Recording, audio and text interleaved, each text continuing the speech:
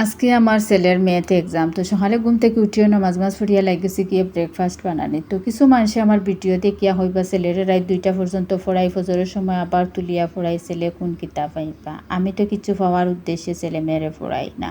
আমার main target হইল আমার ছেলে মেয়ে দুইজন একজন বালা মানুষ হইয়া সমাজে প্রতিষ্ঠিত হইতা, তান্তানোর ভিতরে নিয়ে অন্যায় বুঝতা, তো একজন বিবেক সম্পূর্ণ মানুষ হইতা, তান্তানোর দ্বারা যাতে অন্য মানুষের কোনো ধরনের কোনো কষ্ট না হয়, অন্য মানুষের চকুর পানি না পড়ে। পড়াশোনা করলে সম্পর্কে দেখছি কোন সমাজও কীভাবে চলা লাগে, মানুষ ওটা তা বুঝতে পারে, কার সাথে কোন ধরনের কথা হওয়া লাগে, কোন কথা কইলে কোন মানুষের কষ্ট পাইব ওটা বুঝতে পারে।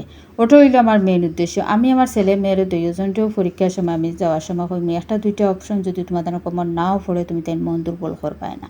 তো মা বাবা হিসাবে উচিত হইল পরীক্ষার সময় ছেলে মেয়েরে মেন্টালি সাপোর্ট দেওয়া।